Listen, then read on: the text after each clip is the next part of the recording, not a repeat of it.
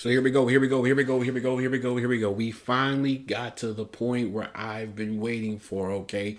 And that is the off-season talk, okay? Finally, we get to the series that I've been waiting for, you've been waiting for, we all have been waiting for, my fellow football junkies. And that is to go over every single team in the NFL, all 32 teams, every single division, okay? So this is how we're going to do it, okay? Every week, two divisions, one AFC, one NFC. Now they can flip flop in the order, okay?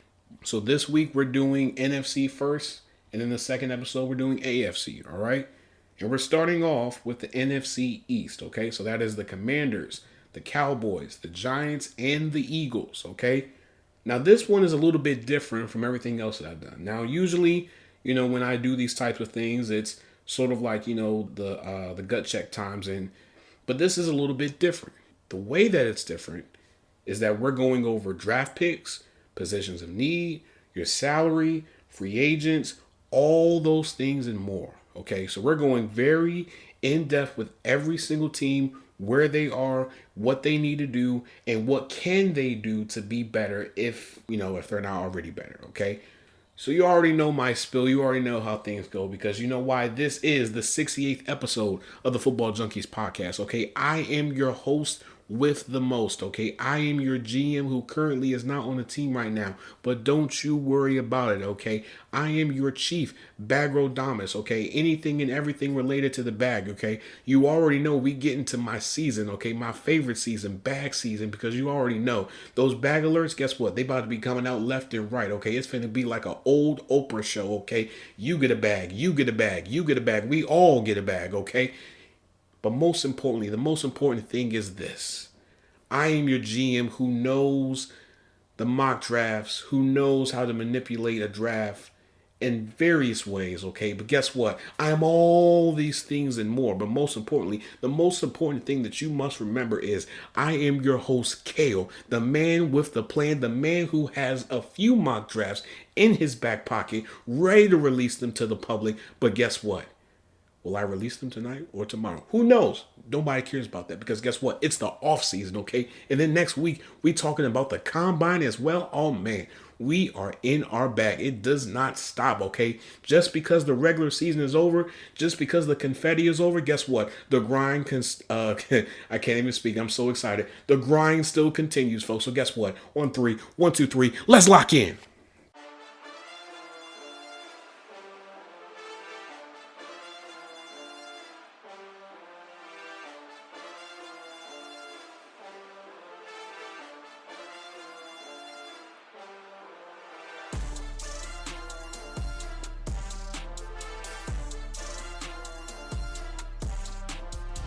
All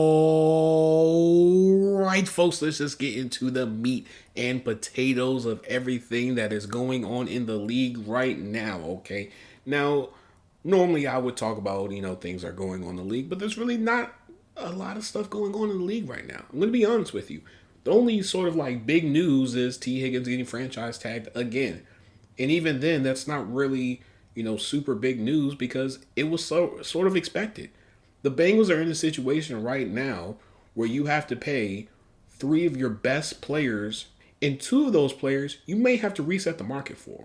Well, no, one of them you're definitely going to have to reset the market for, okay?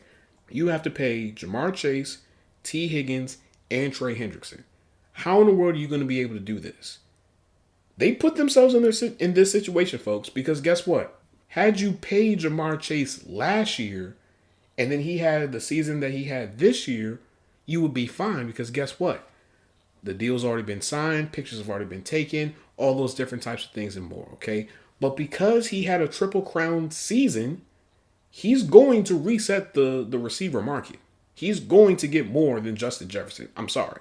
Now, T. Higgins, there's a little bit of wiggle room with his type of deal, okay?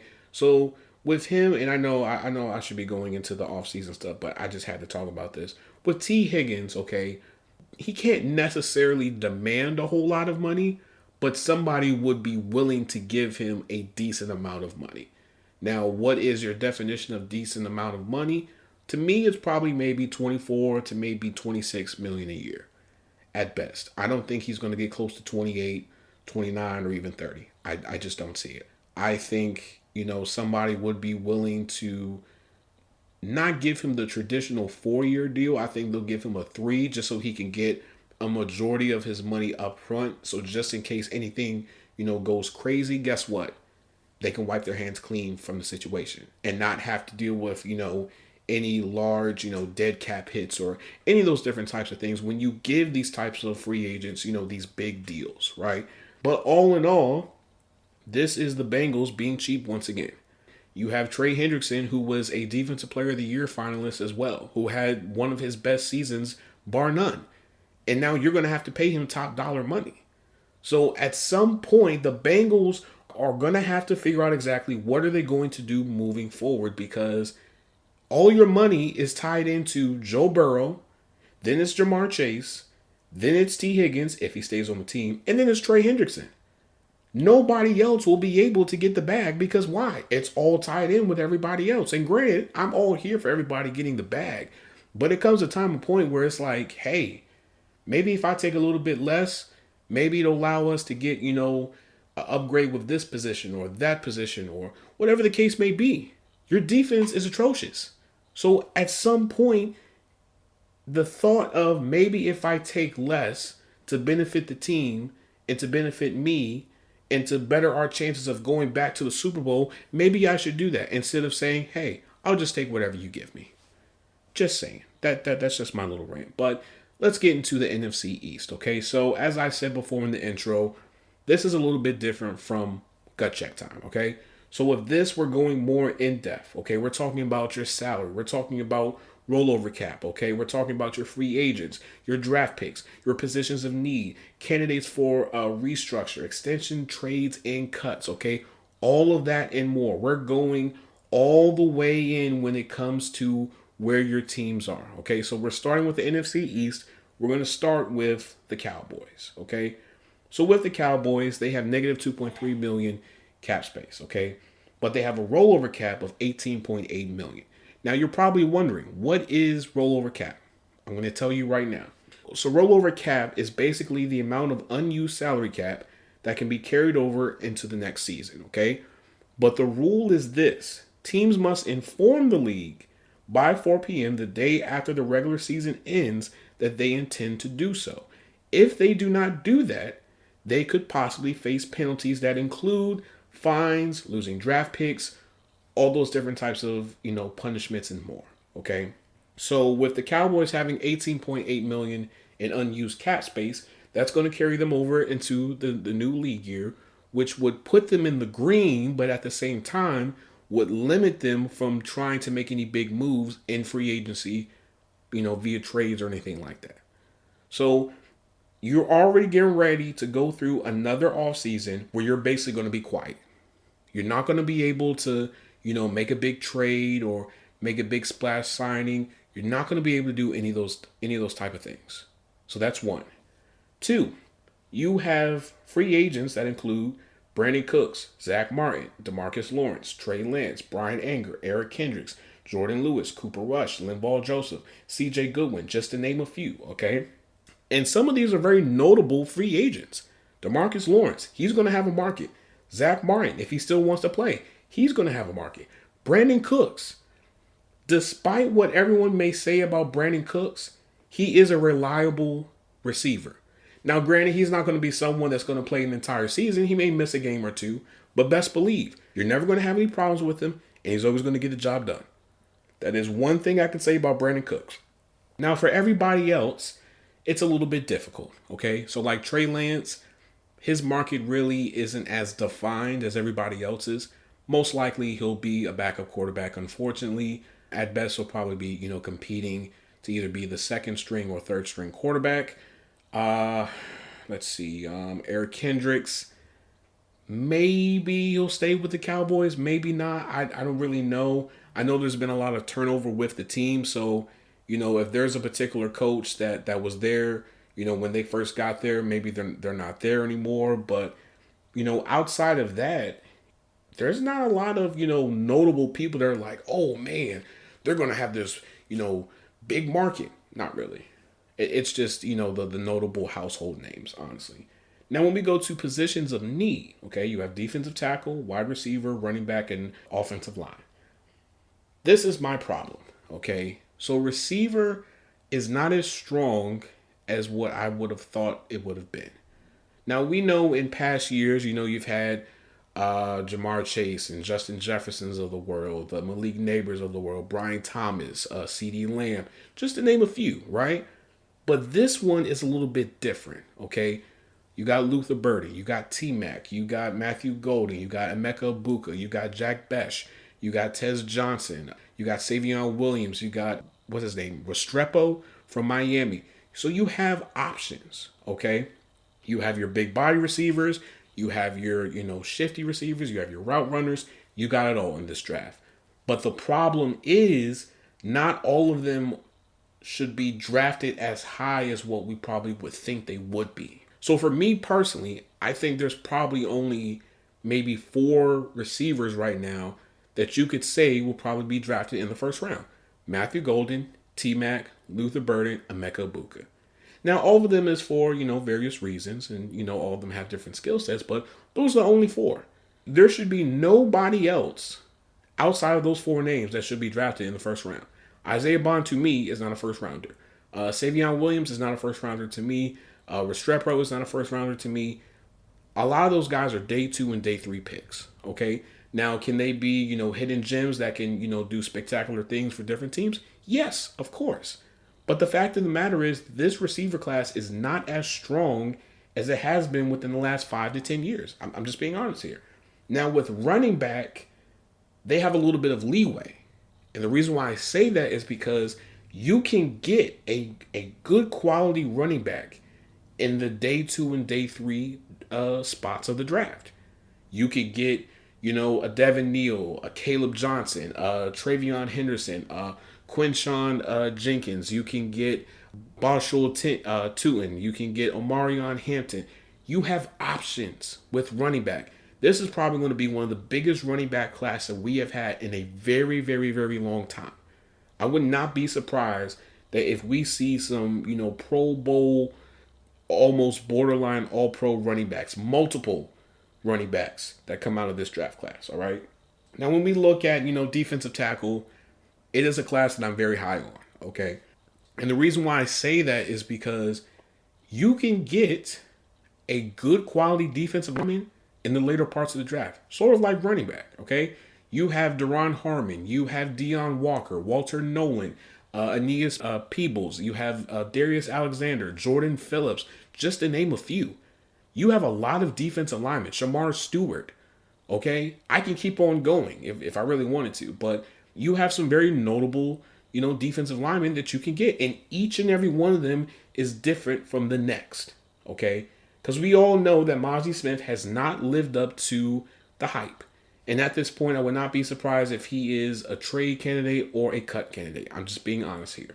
Now, offensive lineman, it's a little bit tricky, okay? So you can go at this a few different ways. You can go at it, via the draft, or you can go at it, in free agency, depending on the position of the offensive line. If it's tackle, you could address that in this year's draft. Now, I will say this. To me, I think Will Campbell will probably be better at guard. I think Calvin Banks could probably be better at guard. I feel like, Gray Zabel, I think there's a little bit of position flexibility with his skill set. I do feel like there are some really good tackles in this draft class. And, only time will tell, honestly. I think with the combine being next week, I think we can really see exactly, what are their 40 times? What are their, skill sets and all those different things and more, okay?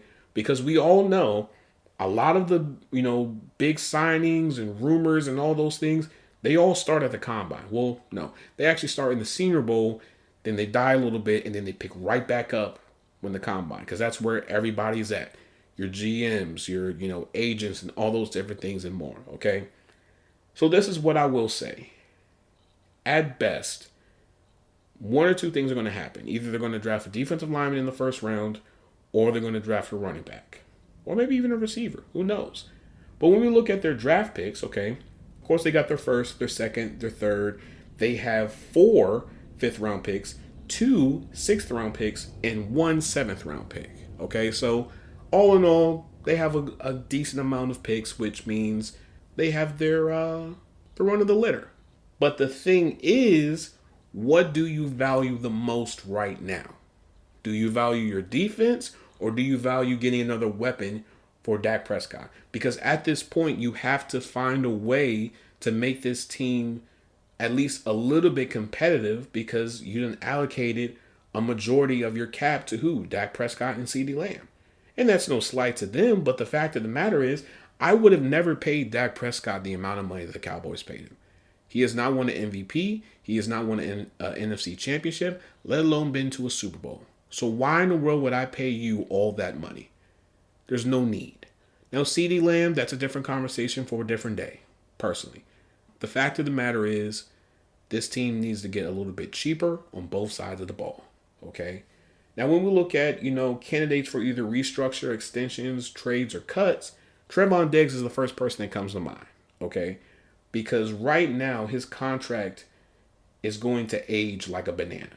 So right now, his base salary for this year will only be $9 million, but his cap hit will be $14.2 million.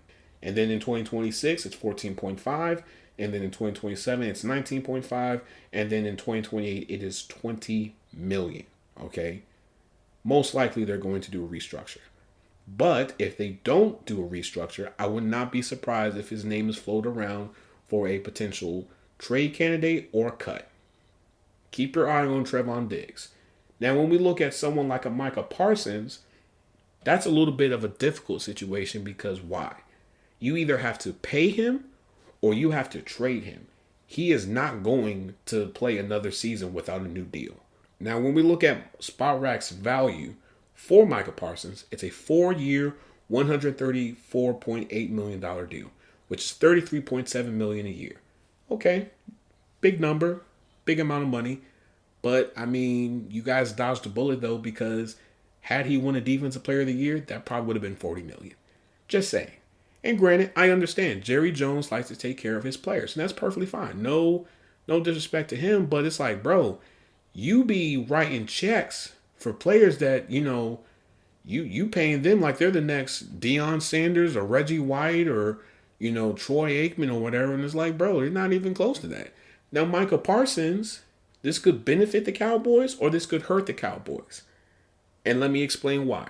When it comes to benefiting the Cowboys, if you trade away Micah Parsons, that's another first-round pick. Now, that first-round pick could be for this year or it could be for next year, okay? Because right now, you need all the draft picks that you can get right now, because you won't be able to really go out and really get people in free agency for maybe another year or so. So the only way you're going to be able to build this team is where? Through the draft.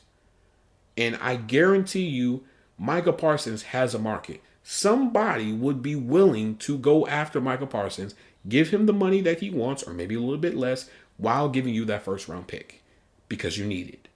Now, everybody else, I don't really know. I don't think Zach Martin is coming back. I don't think Brandon Cooks is coming back. I don't think DeMarcus Lawrence is coming back. I just feel like, they're in a situation where they want to win. They want to experience winning football. And, they'll probably be willing to take less just to be in a winning situation. So keep your eyes on, Brandon Cooks, Zach Martin, and DeMarcus Lawrence this offseason, okay? Now, let's go to the Commanders, okay? So with them, they have $79 million in cap space. They have a rollover cap of 19.8. So technically speaking, they'll have about maybe 80-something million, maybe close to 90-something million in cap space. That's a lot of money, folks. That is a lot of money to play with, okay? Now, when we look at their free agents, you got Bobby Wagner, you got Marcus Mariota, you got Clelin Ferrell, Jeremy Chin, Dante Fowler Jr., Zach Ertz, Cornelius Lucas, Benjamin St. Juste, you have Jeff Driscoll, Diami Brown, Noah Brown. You got a lot of free agents, but most of these free agents will be coming back to the team, okay? They're not going to be leaving. Especially the way that the season ended, sure, they are definitely staying, okay? Now, when we look at their draft picks, of course, they got their first, their second, their third. They don't have a fourth, which I think they used to get Marcus Lattimore, if I'm not mistaken. They have their 5th, 6th, and then 2 7th-round picks. Okay, cool. Now, when we look at their positions of need, DB, both corner and safety, end, wide receiver, tight end, defensive tackle. This is a little bit of a better situation than everybody else's. And the reason why I say that is because now they have become a hot market for players to go to. Like, I wouldn't be surprised if Deebo Samuel wants to go over here simply because, for one, he has a relationship with the current GM with the Commanders and Adam Peters. And on top of that, it's winning football. Who wouldn't want to go into a winning situation?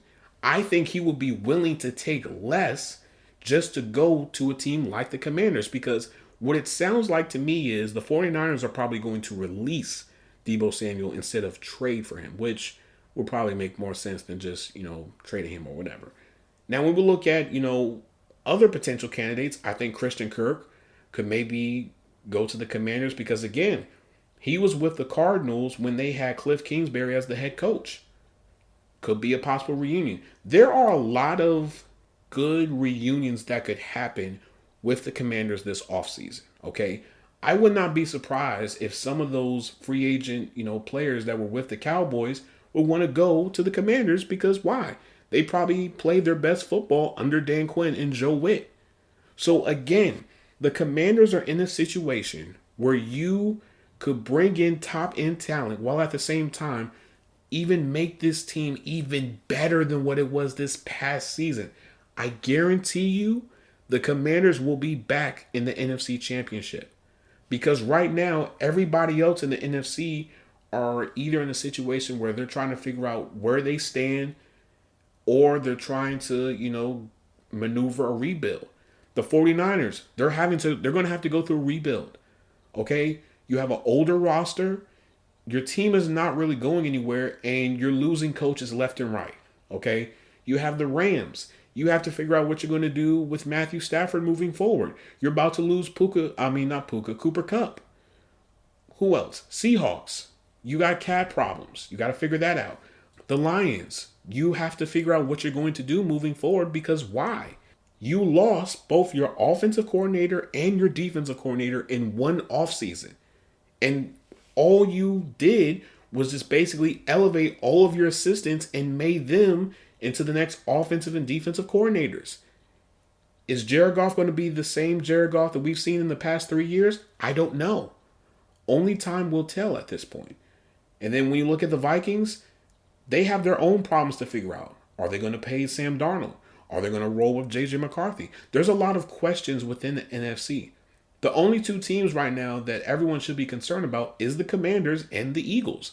Because the Commanders right now just showed you that, listen, we are here, we're not going anywhere, and we're going back to the Super Bowl fairly soon.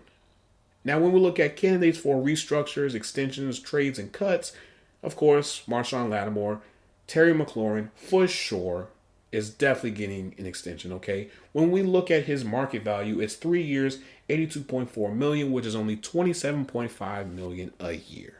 Now, when we look at someone like, for instance, a Jonathan Allen, most likely he'll probably get an extension.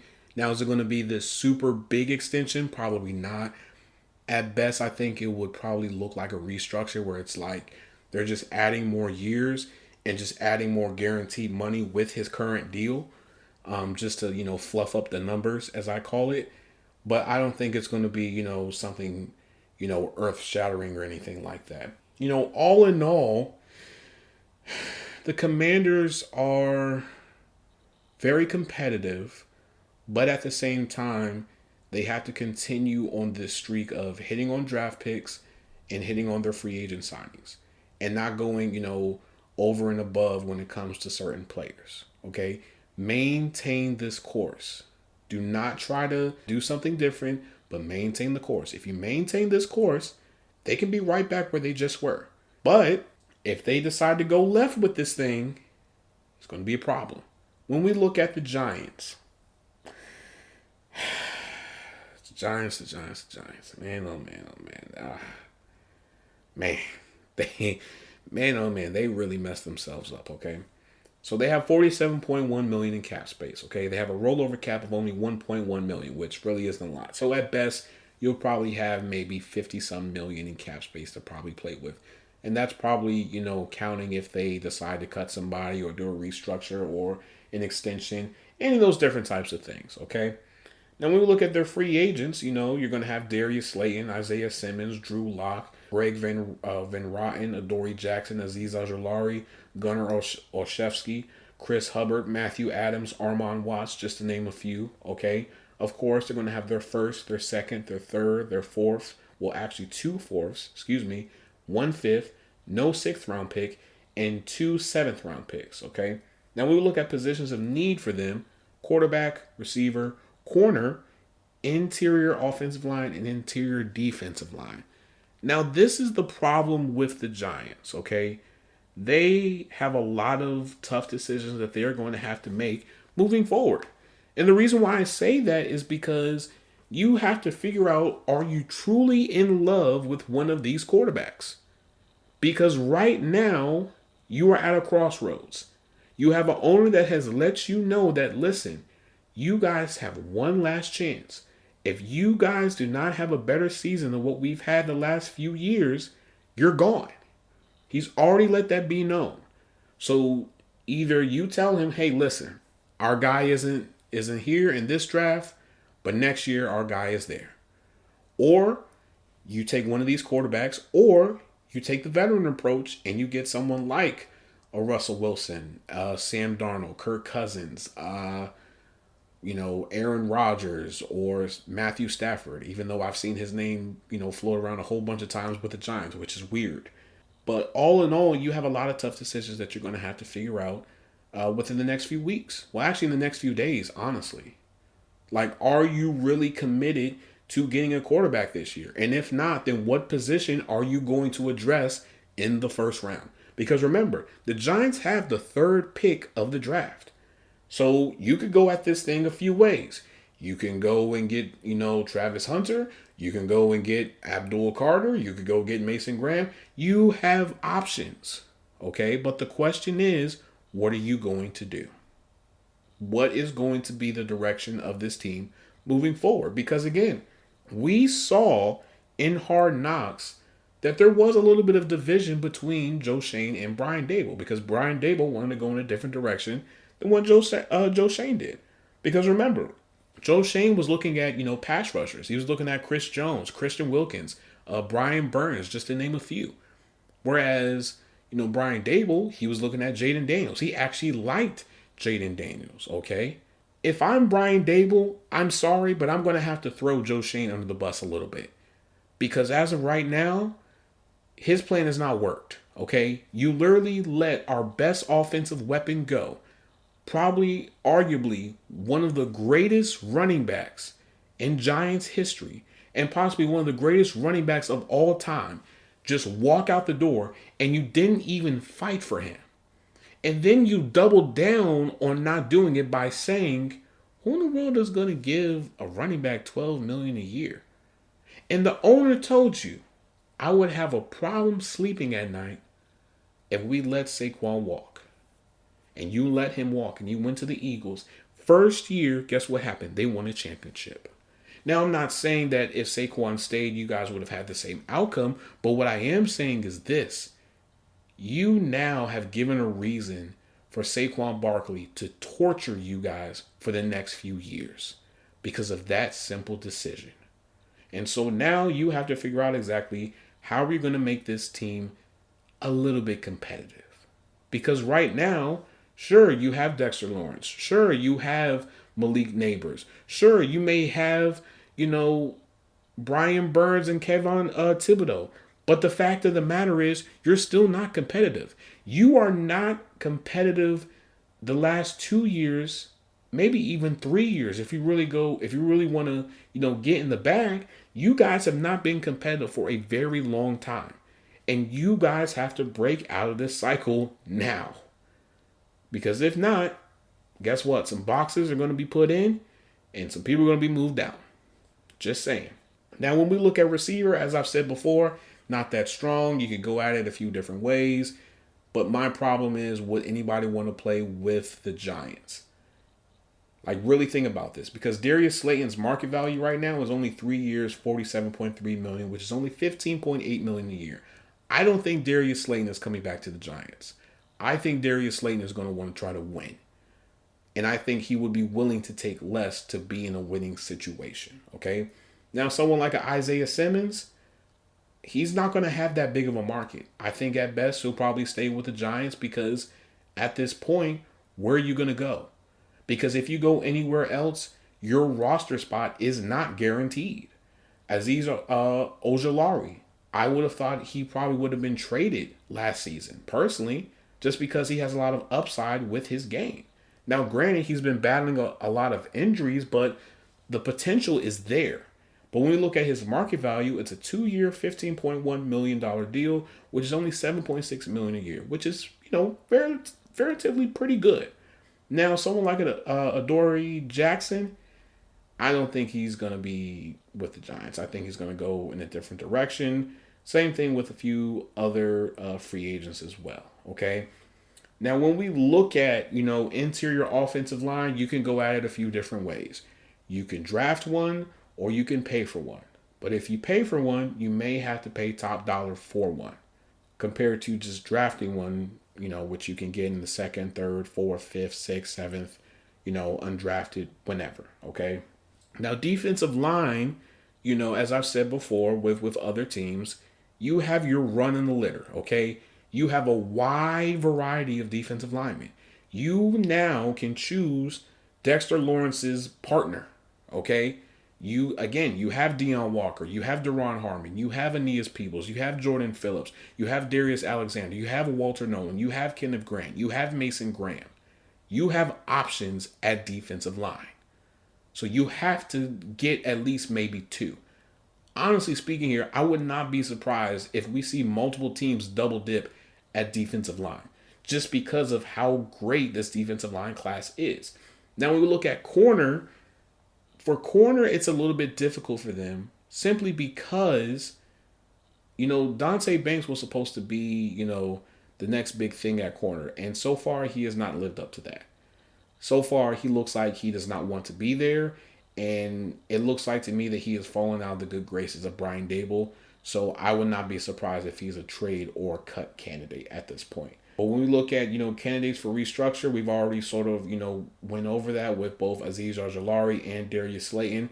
I don't expect anybody else with any of these free agents to be getting, a major bag.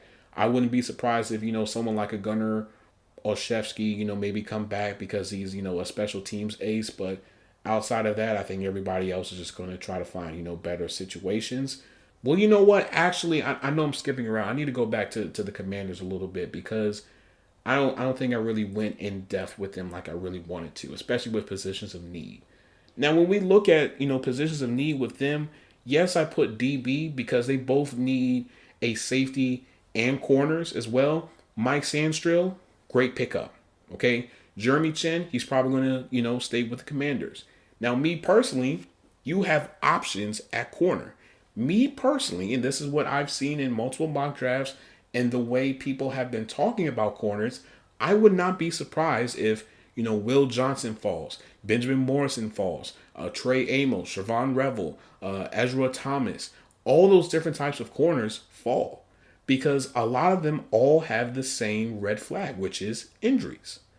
So unless they wow people at the combine, I would expect for them to fall. Now, I'm not saying they're going to fall in the second round, but what I am saying is this. There's a good chance that they could fall middle, maybe late first round at best, okay?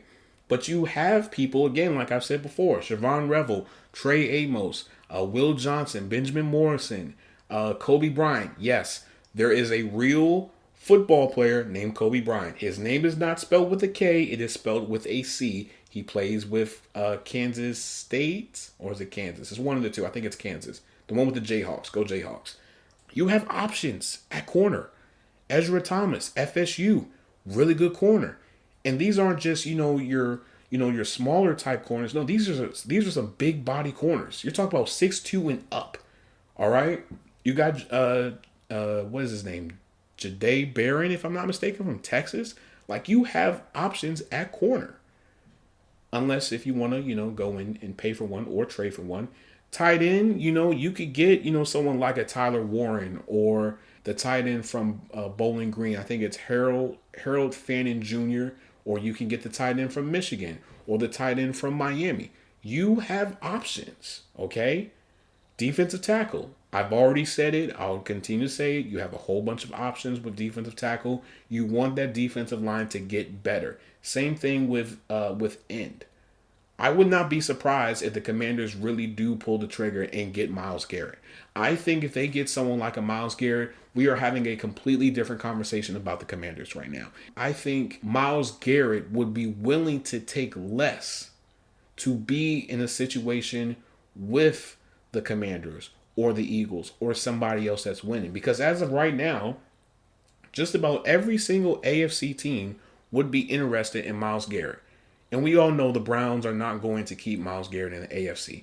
They're going to send him into the NFC. Now the question is, who would he go to? Would you go to the Eagles?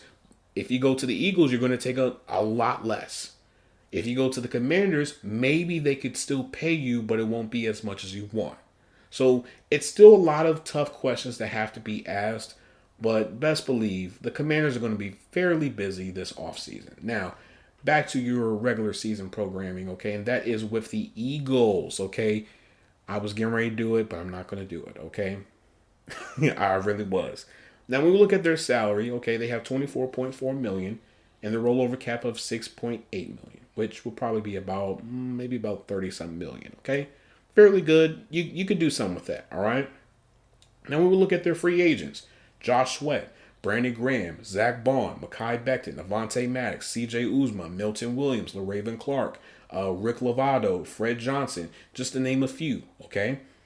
Of course, they're going to have the first-round pick, second-round pick, third, fourth, and they're going to have 3 fifth-round picks. So they're not going to have a 6th or 7th-round pick, okay? Perfectly fine. Now, positions of need, tight end, corner, defensive line, and linebacker. This is the good thing about being a Super Bowl champion, is that you can attract players and have them to take less just so they can try to experience being in the Super Bowl. That is the biggest thing with being a Super Bowl winning team, is that you can get any type of player. They could be a perennial all-pro, first ballot Hall of Fame type of player. They would be willing to take less just to join your organization. Someone like a Myles Garrett, I guarantee you, if the Eagles told him, hey, listen, we could only give you $5 million this year, he said, you know what, where do I sign? Because why? You have a winning culture, and as of right now, there is nobody else in the NFC aside from the Commanders that can really, give you a problem. Just being honest here. Now, when we look at, positions of need, tight end, that could be addressed in free agency. That probably could be addressed maybe in the draft as well. Because again, even if you don't get Tyler Warren, if you get Harold Fannin Jr., if you get Loveland from Michigan, if you get the tight end from Miami, if you get any of those guys, or you get someone like a Mike Gesicki, that's still an A+ in my book, because you still have another good option at tight end outside of Dallas Goedert. Okay. Now, corner, as I've said before, you have options at corner, because as of right now, Darius Slay is getting up in age, and the question is, does he want to stay? And if he does, it'll probably be at a reduced amount, and if he doesn't, then just let him walk. At some point, you're going to have to get Quinyon Mitchell's, number 2. It's better if you just do it in this draft than just to wait another year, personally. You could get someone like a Siobhan Revel, because I don't think he's going to be drafted fairly high. You could get someone like a Trey Amos, because I don't think he's going to be drafted that high. You could get someone like a Will Johnson or Benjamin Morris. You have options. In defensive line, we already know. We all know that they're going to get at least 2 defensive linemen. We all know that. And there'll probably be some people that we've never even heard of before, okay? No disrespect to them. Now, linebacker, that is a position where you could sort of do what you did with Zach Bond. You could get, somebody and, give them an opportunity and, see exactly what happens. Because you still have to figure out when the Kobe D is going to be coming back, which is probably going to be for a while. So you can get someone like Devin White again, or you could get Quan Alexander, or, any of those different types of middle linebackers, and you can pay them, maybe $5 to $8 million a year and not, lose any sleep off of that. Okay. Now, when we look at the market values for some of their free agents, Josh Sweat, his market value, 3 years, 56.4 million, 18.8 million a year. I think they'll probably let him walk. I know Brandon Graham said he was supposed to be retiring. Let's see if he actually sticks with that. Zach Bond, his market value, 2 years, 19.4 million, which is only 9.7 million a year. He's going to get the bag. I don't care what anyone says. He's going to get the bag. Watch what I say. Okay. Now, Milton Williams, his market value, 3 years, 36 million, which is only 12 million a year.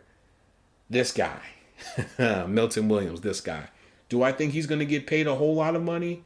No. Do I think he's going to get a fairly decent amount of money? For sure. Because there's not a lot of productive defensive linemen in this league. And getting someone like a Milton Williams will probably pay off. Okay? Now, he sort of let it be known of where he stands right now with the Eagles. Okay? Because when they were cleaning out the locker rooms, okay, he was in front of his locker room with a Clutch Sports hoodie on. Anytime that you have on a hoodie of the agency that represents you, oh yeah, you're looking for the bank. You're not looking for a Banks truck. You're not looking for a piggy bank. You're not looking for a little cashier. No, you are looking for the bank. You're looking for the big vault in the back. Okay, that's what you're looking for. So I wouldn't be surprised if he gets paid, fairly well. Now, when we look at, candidates for restructure, extensions, trades, and cuts, CJ Uzma, either he may get a small extension or they'll just let him go. Me personally, I probably would keep him on the practice squad. Maybe he wants to, stay with the team or whatever. But it is weird how he won a Super Bowl before Joe Burrow and everybody else. But that's just weird. But back to the situation at hand. Mekhi Becton, I think he'll probably take a fairly small extension. I don't think he wants to go anywhere because this is the most productive that we've seen out of Mekhi Becton. May I remind people that Mekhi Becton was on the cusp of potentially being out of the league, and he went to the Eagles. They told him, hey, listen, we want you to play guard. He was okay with it, and guess what happened? It paid off. He's a Super Bowl champion now. I mean, that's a great way. Me personally, I think that's a win-win situation. A win is a win. Milton Williams, I could see him getting an extension, but I could also see the Eagles just letting him go because, again, they have a variety of defensive linemen just waiting to get a chance. And we all know when Jalen Carter, when it's time for him to get paid, that's $100+ million guaranteed. I can assure you that is $100+ million guaranteed that will be wired to his bank account. Okay.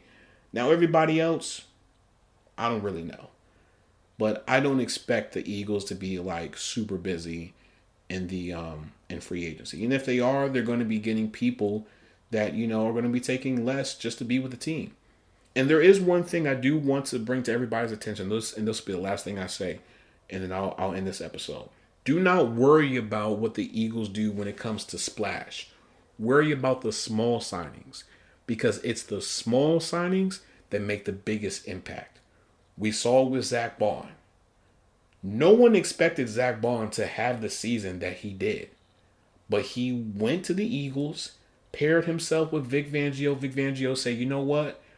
You could probably be a really good off-ball linebacker. He gave into the process, and guess what? It worked out for him. He was a Defensive Player of the Year finalist. Just saying. But I'm going to end this episode here. If you guys like what you're listening, please make sure that you guys leave a 5-star review, okay, on anywhere and everywhere that you listen to podcasts, whether that be RSS feeds, Spotify, Apple Podcasts, you name it, we are there, okay? Make sure you guys leave a review. Make sure that you guys download the episodes so that I can figure out exactly what you guys like so I can give you a better fix, okay? Now, for my YouTube people, follow me on YouTube, Football Junkies Pod, okay? Football Junkies Pod.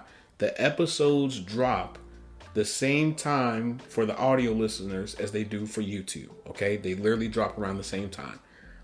For my Instagram people, football_junkies pod. Okay, football_junkies pod. Junkies pod is not what? It is together, not spaced. Okay, it is together, not spaced. Football_junkies pod. Okay.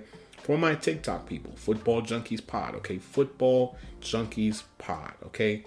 You guys let me know. Do you guys want me to go a little bit more in depth with the mock drafts? Because I can. I have no problem doing that. I can literally go through, with all the teams again, but this time I could do a 4-round mock draft or 5 or 6 or 7th round mock draft. You let me know and I will do it. I am the man of the people, okay?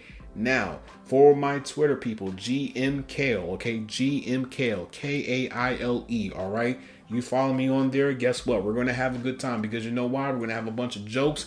We're going to talk about each other's teams, and most likely there will be a lot of memes, okay, about your teams and headlines that everybody is talking about, okay? For my Blue Sky people, GM Kale, okay? GM Kale as well. I do have to post a little bit more on the Blue Sky because I'm starting to see that, people are starting to like things on Blue Sky. So I'll definitely make sure that I do that. But as always, I hope I gave you guys the fix that you guys need. I love you guys. I appreciate you guys so much. This is the first episode of the series for the offseason, the divisional rodeo, as I call it. And we have completed the NFC East. Up next, the AFC East. Yes, we're staying in the East, folks. We are staying in the East. Man, oh man, is that going to be a good one, especially for the Bills and the Jets and the Dolphins, maybe even for the Patriots. Just saying. But stay tuned. This is your GM Kale signing out. Peace and love. Later.